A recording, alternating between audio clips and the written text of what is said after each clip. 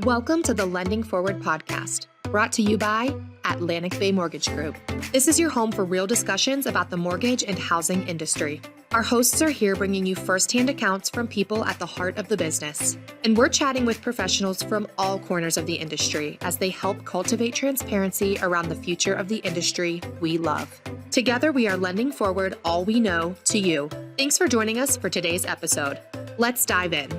Today's episode is brought to you by Atlantic Carolinas Title, a proud affiliated partner of Atlantic Bay Mortgage Group and your go-to title solution for North and South Carolina. Atlantic Carolinas Title is owned in part by Atlantic Bay, making it more than just a preferred vendor. It's a true extension of the Atlantic Bay family. That means when you refer business to Atlantic Carolinas Title, you're supporting a partner that directly contributes to Atlantic Bay's long-term performance and profitability. Atlantic Carolinas Title is backed by Investors Title, a market leader with over 50 years of underwriting experience. That partnership gives you and your borrowers access to faster turnarounds, responsive legal and underwriting support, and one of the most robust prior policy databases in the state, which often results in reissue rate discounts for your clients. Working with Atlantic Carolinas Title means fewer delays, smoother closings, and a team that understands the way Atlantic Bay does business. You'll benefit from local expertise, consistent communication, and a shared commitment to delivering an exceptional borrower experience. Referring to Atlantic Carolinas Title is simple. Talk with your closing attorney about issuing title through Atlantic Carolinas Title or speak directly with your borrowers about their title provider preference. Once Atlantic Carolinas Title is selected, just ensure the attorney receives the signed affiliated business disclosure and places the order accordingly. Together, we close stronger, because when Atlantic Carolinas Title wins, Atlantic Bay wins, and so do you. All right, we're back with another episode. I am your host today, Hannah McManus, and today on Lending Forward, we are diving into one of the most powerful yet often misunderstood tools in real estate investing, the 1031 exchange. And we couldn't have asked for a better guide than Matt Linville, who is a nationally recognized expert on investment strategy and real estate portfolio optimization. Matt is the VP of Marketing at Investors Title, where he helps educate investors, advisors, and real estate professionals on how to unlock long-term wealth through strategic 1031 exchange structures. So, Matt, you've helped our team tremendously, and I'm so excited to have you join the podcast and educate all of us on the 1031 exchange. So, welcome to Lending Forward. Had wonderful to be with you. I appreciate the invite, and I'm going to take you on the road with me, and I'm just going to let you introduce me to everyone because you said that. You made me sound so good. I appreciate that. I can record it, or you can have the recording Yeah. play it every time you go somewhere. Well, before we dig in, because this is such like a niche-y episode, a niche-y product that we're going to talk about, I have to hear, how did you fall into this space? Yeah, so you're right. 1031 like-kind exchanges are a very niche portion of the tax code, and certainly a service to taxpayers. So many years ago, Hannah, more than I would like to count, I started work with Wachovia Bank in downtown Winston, came in financial planning, went over to personal trust. And about that time, the bank created their own qualified intermediary working on 1031 like-kind exchanges. Happened to have a friend in that department. She invited me over to kind of see what it was. She thought that I would like this, and she was right. So almost 25 years later, I have to always give her the anonymous pat on the back for introducing me to 1031s. And what I love about them is they're so powerful, Hannah, and they help everyone. I don't care if you're a one-off owner of a small rental property or you're a huge corporation that's selling, investment or commercial real estate. Either way, it helps every individual the same. And so it's just a passion of mine professionally. I love talking about it. I go to sleep thinking about it. I wake up thinking about it. I'm just that weird guy. That's me. Well, I'm excited to dig in. So, I mean, I think most of us have heard of a 1031, but if you don't mind, can you break it down into plain and simple terms for those of us that might not dream about it at Sure. Yeah, absolutely.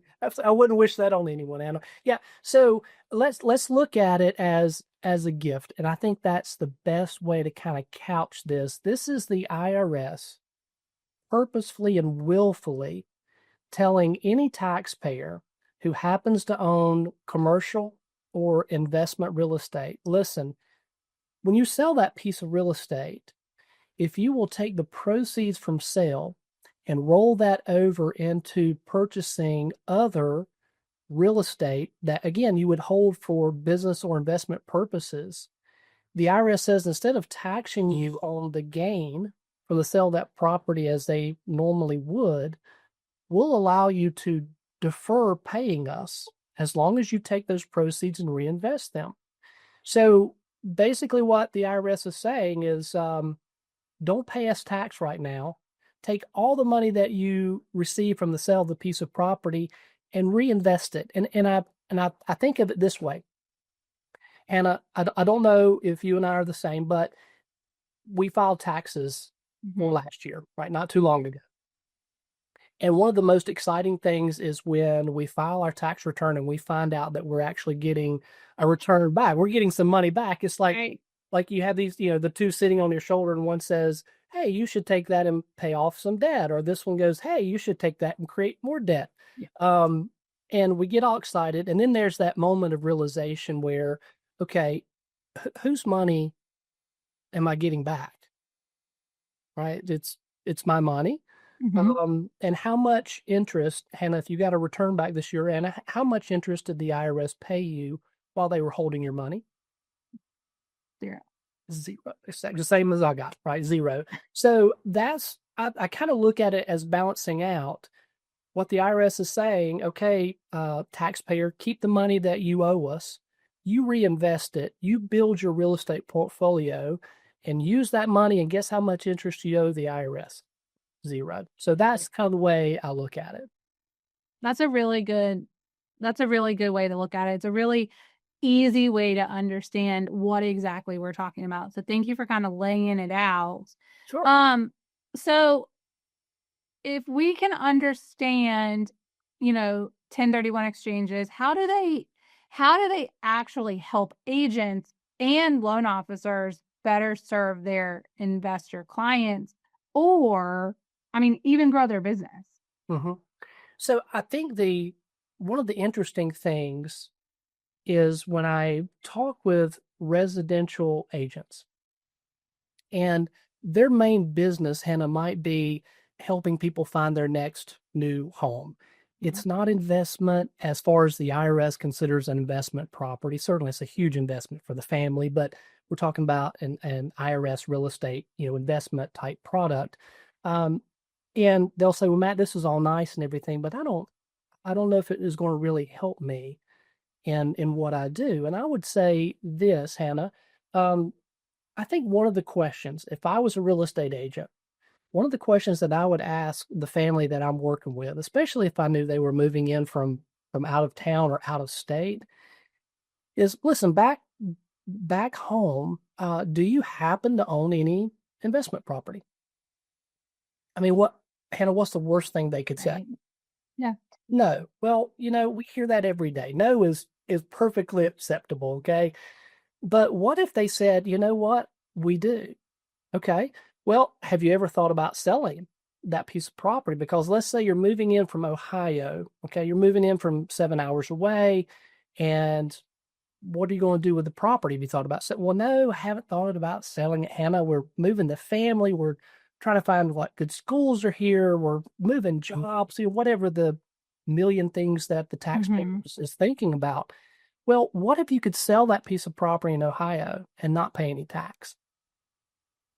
Okay, you've got my ear. Talk to me. And while you're down here with me and we're trying to find your next forever home, I can take you out and I can show you a couple of properties that might be a really good investment for you, because I think that solves two problems, Hannah. I think we're solving some pain points for a client before they're really even thinking about it. Is number one, maybe it was a small rental property they inherited from their parents when they passed, and they've been renting it out, personally managing it, but now they're moving far away. And maybe they have to put it with a property management group. And listen, I love property management groups, but what if that cost of now having a property management group look after that property eats up most or all of the profit that they were gaining off of that piece of property? Mm-hmm. And two, a property management company, though they might be the most wonderful company in the world, they still don't solve every headache from investment property ownership. They can certainly help with some, but not everything. So what if they could relocate that piece of property back to where they are now? And I would say that, listen, if the area is good enough to move your family, it's probably good enough to invest in as well. So again, that agent is not an attorney, or they're not playing the part of an attorney or a tax advisor. But by a simple question, I think they could open up potential for that family, maybe something they haven't thought of, and maybe there's another 2 or 3 sales that they might have. Maybe they're not licensed in Ohio, that's fine, but they could certainly help them find that replacement property back in North Carolina. So I think that's one thing. And from the loan officer aspect, and I know we'll talk about timeframes and the things that are can cause stress and anxiety within the 1031 itself.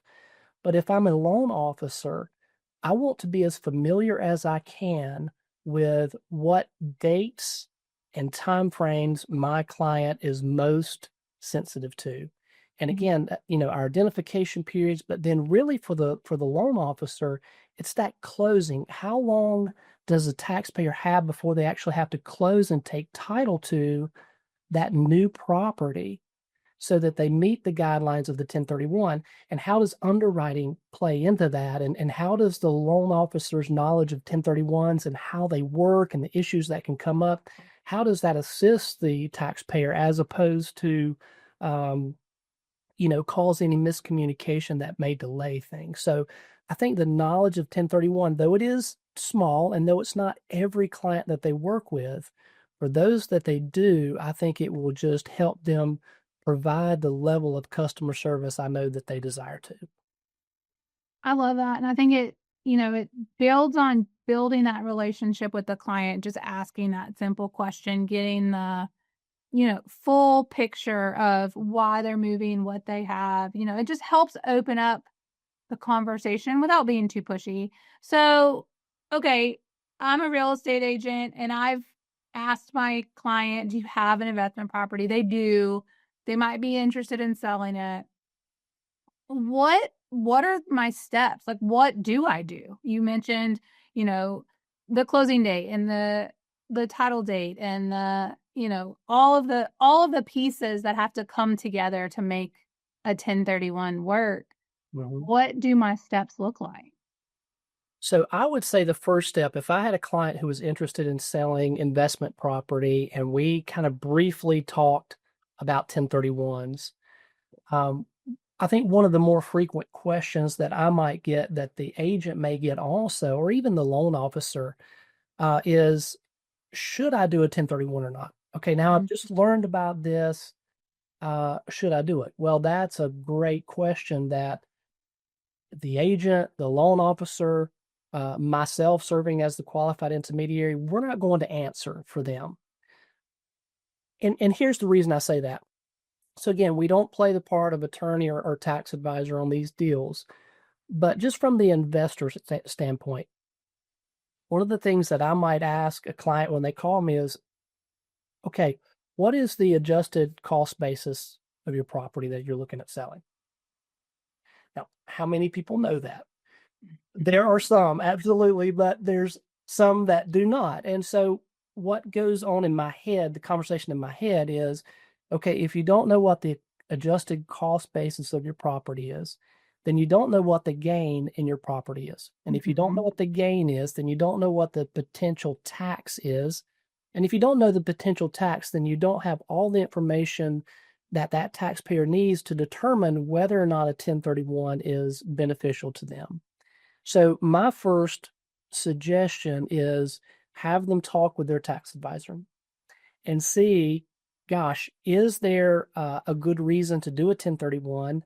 What is the tax that I may potentially defer? Is there something in my larger tax picture, losses or carry forwards that may eat up some of that gain from the sale of the property where 1031 isn't as attractive as it might seem?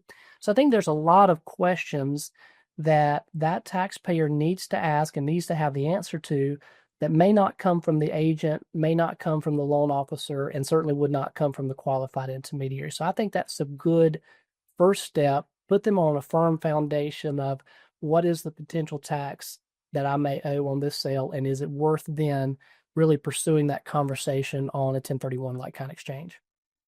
Makes sense. So from a lending standpoint, what do loan officers need to know about financing in the context of a 1031? It does sound like there's some additional steps. I mean, what do they need to know? And then you kind of touched on it, but where are the gotchas around, timing and structuring the loan? Yeah. Okay. So let's take a step back and let's talk about what it means to get a 100% deferral on the piece of property that I'm selling. And this will help us walk right into the LOs. So let's say that I'm selling a piece of property for $1 million. Okay. It's a residential investment, a single family beach home, and I'm selling it for $1 million. And I have a $250,000 note on the property. So again, using round figures because I need that for my We all need brain. that. That's right. So I sell, and of course I pay that off. At the end of the day, I have $750,000 to basically reinvest. Now, we know that's not the case because there's closing costs and attorney's fees. I know our agents who may hear this care about commissions. So all of that kind of comes out of that 750. But again, let's say is 750 to reinvest. And what the IRS says is if you want a full tax deferral, is that if you sell for $1 million, you need to buy for at least $1 million. So in that case, it means I need to use all of the equity from my sale. So that's 750 plus or minus 750. And I need to go out and either get a new note for at least $250,000, or if I have my own cash of $250,000, and Hannah, who doesn't have their own $250,000 of cash sitting around, so usually people go out and get a new loan. So I think that's really important from a loan officer perspective, because let's say I have a client who calls me, I'm the LO, they call me and say, hey, Matt, what's the payoff? What's my note on X property? Well, what should be my first question as an LO? Why? Why are you asking? What's going on? Yeah, what's happening? Are we thinking about selling, refinancing? What are we doing, right? So, and if they talk about selling, well, if I'm the LO and that's my note, I probably know they've treated it as an investment property. Hopefully, that's the type of structure we have from the financing side. And so my first question might be to them, hey, you're looking at selling? Okay. And are you thinking about a 1031? Well, why would that be important to the client they're talking to? And why would that be helpful to the LO? Well, if they are considering a 1031, and that LO should know, I think it'd be helpful to know that the equity, again, needs to be used, and they also need to replace any debt that they're relieved of on sale. So that typically is going to mean a new note. And if I'm the LO, I want to be in that first position to talk with them about securing that new financing on the property or properties that they might buy in that 1031 like-kind exchange. So there could be multiples with multiple notes. So I guess from an LO perspective, that's why it's important from the 1031 side is if I'm working with a client who calls me, wants to know a note payoff, or if they're calling, inquiring about a new loan, I want to know, is this a part of a 1031 or not? Because, again, I know there are time frames that this taxpayer is going to be tied to. And I need to know, can we go ahead and start our underwriting process now? Or do we have to wait till later? Is the length and time of my underwriting going to run into or bump up against the time frames they may have with their 1031? That would be something we need to really talk about. So I think about those are the things that I think about when I'm talking to a loan officer or I'm talking with a client before they call their LO. Here's the things you might want to go ahead and discuss with them and why it might be important to your overall transaction's success and timeline. I love that. And I have two probably dumb questions, but I'm going to ask them. What is the timeline? Is there like a standard timeline? And then also, you mentioned buying multiple properties. It sounds like you can buy multiple properties after you sell one. So if you sold that $1 million property, you could buy a couple smaller properties and it would still qualify. Yeah, I get to give you my favorite response. Yes and yes. Absolutely. So, yeah, so there is a time frame. And this is true for exchanges across the board. It doesn't matter what type of property, commercial, residential, where you are. There are two very firm time clocks, Hannah, and they both begin to tick the day that they close on the sale of their first property. So we're selling property A and we're buying property B. So when I sell property A, the two time clocks that begin to tick are my 45-day identification period and my 180-day exchange period. Okay. So what the IRS says is the taxpayer has 45 days to identify potential replacement property. Meaning, if I want to buy property B and property C, then I need to identify them in writing, signed and dated, and that's delivered to the qualified intermediary by midnight of the 45th day, 45 days after I close on the sale of my piece of property. Okay.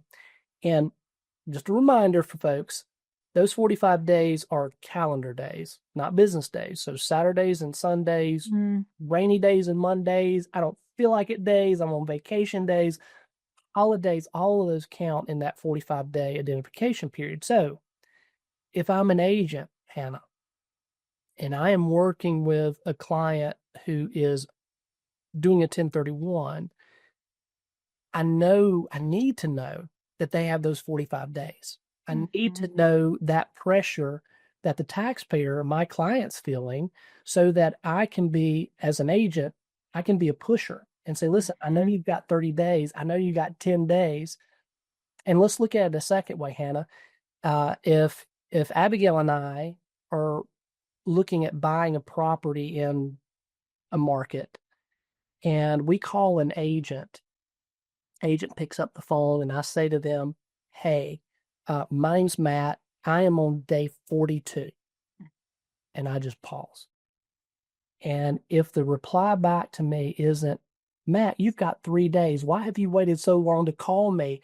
I'm getting ready to send you an email, or if you're close to me, I'm going to come by your house and pick you up and we're going to go look at some properties together. That's the response I would want as a taxpayer who's undertaking a 1031 from an agent. So I think from the agent and the LO perspective, it's great to know the time frames and the pain points. And listen, I know that whoever's hearing this never has a client who is anxious about the sale of their property. Has anybody looked at it? What are we going to sell it for? Or when can we close? When's the loan package going to be done? Well, if they're in a 1031, then they might have a little bit extra. Yeah. Is what I'm saying. And so if the agent or the LO can step up and help them absorb that extra, I think they can make a client friend for life. I think that's where, if you can do it well, you will 100% have the client for life, and you will have their friends and family who are also looking to do the same thing, hands down. But I mean, 45 days have me in a panic a little bit, honestly. I mean, that's a short window. So what advice do you give our listeners to help keep the client calm, that keep them from panicking? I know you have to be a pusher, you have to stay on top of it, but is there any other advice that you can give us that we are working with these taxpayers, these buyers that are on day 20, day 30 and are freaking out? Yeah, absolutely. One thing, to officially identify property, it does not have to be under contract. So I think that's a great help. Okay. So let me go to the ridiculous side of things, Hannah. I could drive down a street and just start listing addresses as potential property and have no idea if I would want them, if the owner would be even willing to sell it. So that's how ridiculous I could be in my choices of what I identify. So I think if from the agent perspective, I know I have a client who is considering a 1031, or maybe they're under contract to sell theirs and they have a closing date of 30, 60 days, whatever it may be. I may go ahead and start sending them properties now. Go ahead and start talking to them about what an agent would normally talk about. Where are you looking? What type of properties are you interested in? What do you think would be most beneficial? What markets are you looking in? If it's a residential investment, are you looking at single family or duplex, quads? Those type of things. And that way the agent can have a better understanding and go ahead and start kind of pairing out some of those properties that they know would not work, and really help them see the properties that may be of most interest. That's number one. Number two, you have the ability to identify multiple properties in that 45 days. And that's important, Hannah, because let's say, again, I'm selling A and I want to buy B. Well, let's say B is the only property that I identify. Okay. Day 45 comes and goes. And what the IRS will say is whatever is identified, whatever's on record is identified by day 45, midnight, day 45, set it in stone, okay?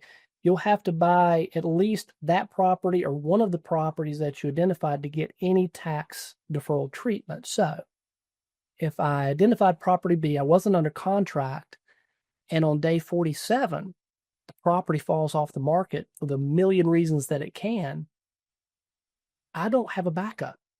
Oh. I can't go and re-identify if the house burned down, if the seller died, if somebody else came in and swept it up and bought it before I could go under contract. The IRS has no heart for that.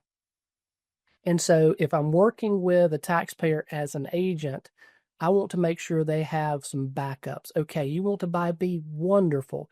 If we can't close on B, or once you start to do your due diligence and you get into the property and you go, there's no way I'm buying property, then let's have some backups just in case. So I think the agent being aware of the ability to identify multiple properties, and there's rules and regulations around how many and how much, but that would be extremely helpful. So go ahead and start as soon as you can. Look at a host of properties and then whittle those down and help the taxpayer see the options that they have. And from the loan officer standpoint, since they have to close within 180 days of the time that they sold a piece of property, what is the average length of underwriting for that LO? And so they can tell a client, listen, if you want to close on a piece of property and work with me, then I need to have everything that I'm going to require of you within 20 days of closing, or whatever that number is, so that taxpayer is the one who now has the knowledge and is responsible for getting everything that LO needs for the underwriting process to make sure they can close. Setting those proper expectations is extremely important in these cases. Yes, it is. Absolutely, Hannah. Gotcha. You gave us kind of a loophole of just writing down as many properties as you want, but I love hearing like myths or, what can we bust? Is there, actually, I'm sure there's myths. What's the biggest myth about 1031s that you want to clear up for all of our listeners? You don't have enough time, Hannah. That could be a whole other episode. It is. That's like episode number 2. Yeah, Mythbusters with Hannah and Matt. Okay, a couple of things. Number one, when we talk about what the definition of like kind is, it's so much more broad than the title actually allows it to be. And what the IRS said is, it's any real property for any other real property as long as it's used for business or investment. So that means I can sell a single family rental and I can absolutely go buy another single family rental. But that's not what like kind limits you to. I could sell a single family rental and go out and buy multifamily. I could sell multifamily and go buy a car wash, sell a car wash and buy a warehouse. I could sell a warehouse and buy a portfolio of single family rentals. So it's residential to commercial, commercial to residential, income producing to non-income producing, and vice versa. I can sell land and go out and buy, an improved property. So there is so much that's available through the 1031. It's not just I'm selling land, I know I have to buy land. You can, but that's not what you're limited to. So I think that's number one. Yeah. Number two is the debt issue that we talked about, Hannah, is that note, when it's paid off at closing, that's a benefit to the taxpayer. It's called debt relief. And that debt relief is taxable just like cash would be if they walked away with it at closing. And so the debt in the deal is just as important as the equity when we have a taxpayer who wants to make sure to defer every single bit that they can. That's so very important. Three, you've got to have a qualified intermediary involved in your 1031. It's an absolute must. So, Hannah, I say this all the time. The saddest call that I get, and I've already received 2 this week, is when the client calls and says, Matt, I'm so-and-so. I learned about the 1031. I want to do an exchange. And that's not the sad part. I love that part. The sad part comes in with my follow-up question, which is always, that's wonderful. When are you closing? And they say, oh, well, we closed yesterday.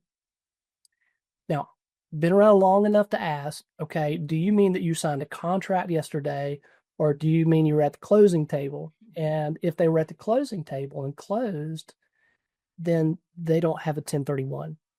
That taxpayer must have an exchange agreement signed and dated with a qualified intermediary by at least the closing table to have a 1031.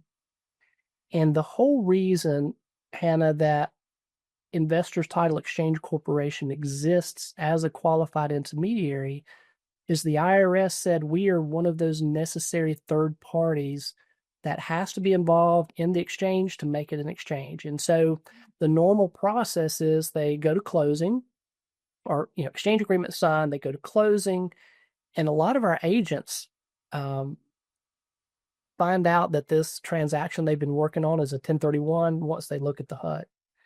Because it may say the seller as Investors Title Exchange Corporation as qualified intermediary for, boom, their client.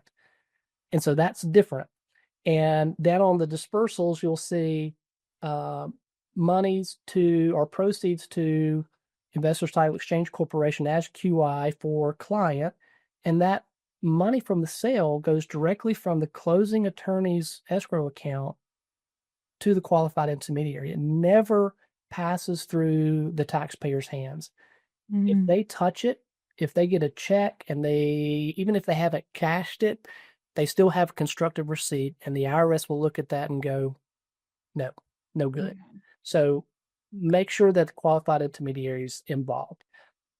Those are some of my tops. There's 1,000 others, but those are the ones that I hear on the regular. Those are really good. We might actually have to have another round 2 Mythbuster. Let's do it. Because that is really good information to have. I know we're coming up on time, but I did want to ask, I mean, because it sounds like there's an opportunity as your past client is looking to sell, to bring this up and talk to them. Now, is there a way, because I know we have a lot of mortgage bankers and I know there's a lot of loan officers out there that are looking for ways to bring more value to their clients, more value to their agents, more value to their referral partners. I mean, is there a way, or do you have any tips on how to make this kind of a best practice to advise your client, advise your past client, on how to, scale up their investments or diversify their investments? I mean, when you were talking about the light kind, right? Like you can go buy a car wash, you can go buy land. It doesn't have to be a single family home. I mean, what are kind of the tips to have these conversations with our clients, our investment clients, to really diversify their income stream? Yeah. So I think one of and this is a very, very technical term, Hannah. I don't know if people need to write this down or not, but we have this little saying in the QI world, and it's swap till you drop. That is Swap till you drop. Is that right? That is the technical term. Oh, is that a title for the episode? So if you look at what the overall benefit of the 1031 like-kind exchange is, it can be found in a single transaction. Absolutely. But what gets me excited is when you begin to look at the potential of daisy chaining several exchanges together. And if I am someone who is looking at passing along real estate to the next generation of investors, little investors that we are raising up, then a 1031 might be, and if it's not part of the conversation, I'm going to say it definitely should be a part of the conversation for this reason. The reason we call it swap until you drop is if the estate rules stay as they are, which through the big, beautiful bill, I think we had to step up to about 15 million, I think it is. And if the step up in basis remains, which we want it to, then I can, as Matt, I can do as many exchanges through my life, sell property A through a 1031, buy property B, sell property B through a 1031, buy property C, D, and E, sell C, D, and E, and go on to, infinity.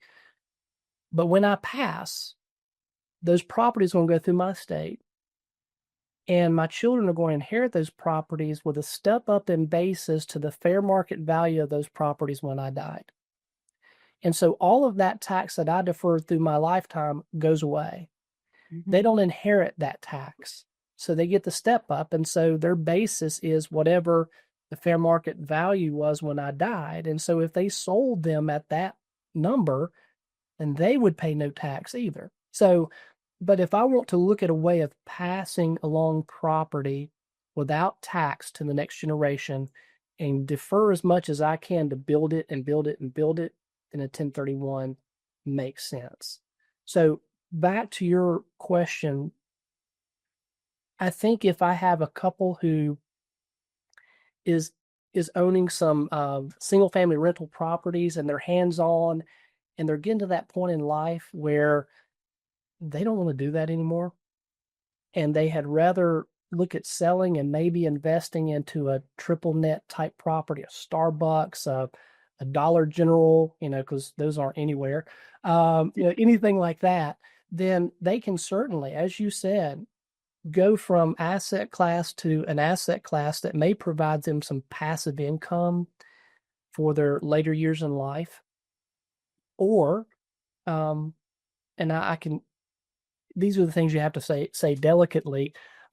Sometimes parents know what their children are capable of, mm-hmm. which also means they know what they might not be capable of. And so maybe passing along a portfolio of a certain asset class would not be the most beneficial for their children to receive. Mm-hmm. And that may not be because they can't run the property. But what if they had two children that lived in California, and those two children in California had no interest in owning 5 rental properties in North Carolina, just from the logistics of it? What if that couple could sell those properties and better realign them into producing some income for them, but also better realign them so that it's a more suitable property for those children to inherit way down the road, of course. But, so looking at that, absolutely. And if I'm a loan officer talking to them, and if I happen to hear that, gosh, we own all this land, and so and so builder just came and offered us $70,000 an acre for our land that we bought for $1,000 an acre. What do we do? What a great problem. Well, knowing about a 1031 and how they could diversify that out into other properties, and then how that loan officer, a mortgage banker, or agent could then help them find those next properties or finance those would be, I mean, listen, that would be so valuable, Mm-hmm. because not everybody has a real estate attorney on speed dial. And not every accountant that somebody works with is a real estate focused CPA or accountant. Mm-hmm. And a lot of folks that I work with, I'll just be honest, Hannah, sometimes they get stuck because they don't feel like they know the right questions to ask. They don't know how to approach it. And sometimes it's just helping them with, okay, if I were to call my CPA, or if I were you, here's a couple of questions that you might want to ask.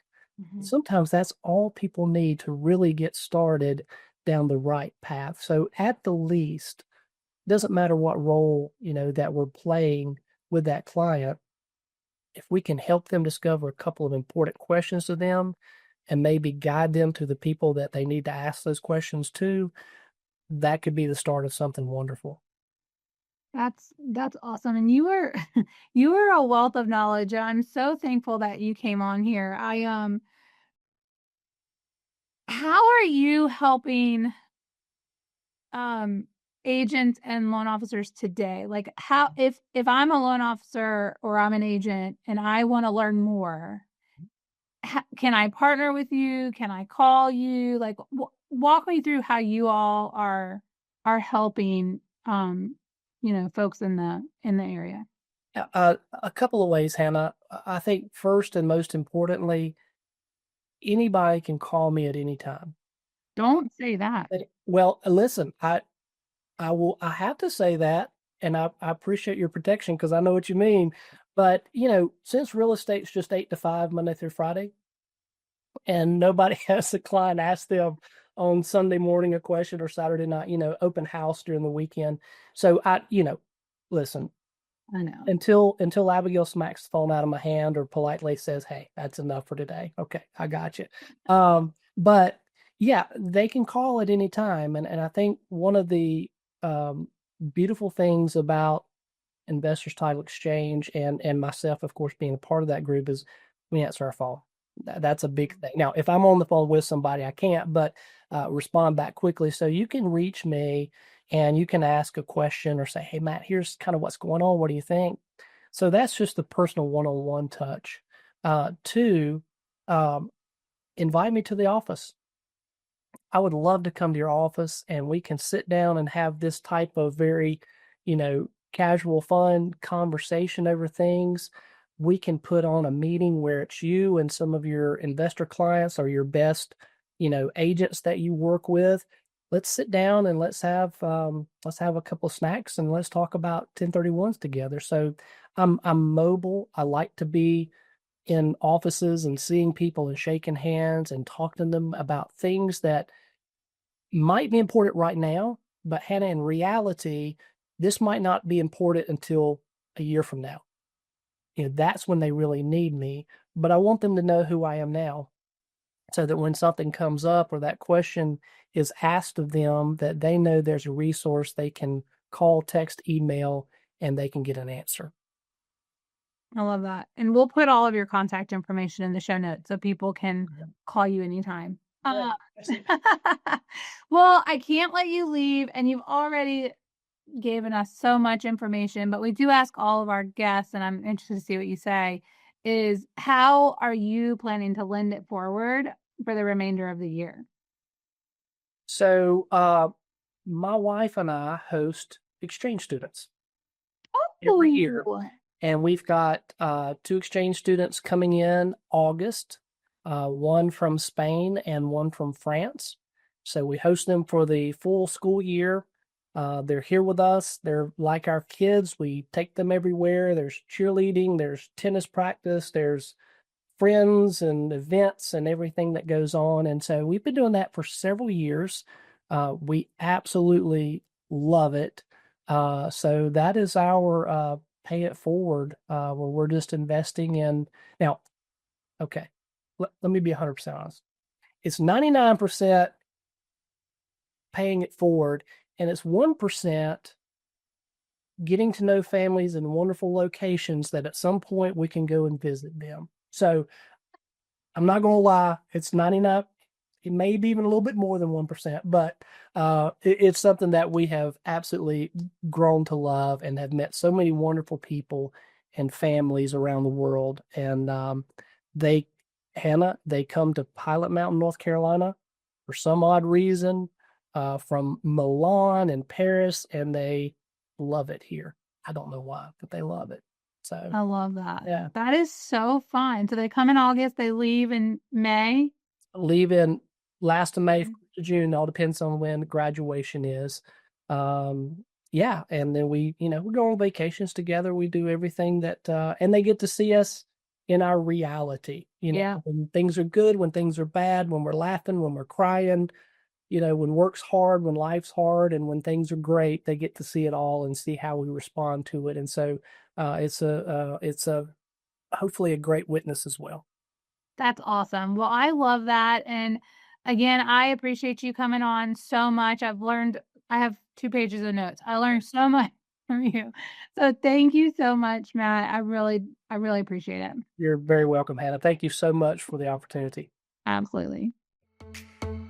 Thanks again for tuning into today's episode of the Lending Forward podcast. Be sure to subscribe to our channel, follow us on Instagram @LendingForward, on YouTube and LinkedIn. Catch us every other Thursday with a brand new episode, and go lend something forward today.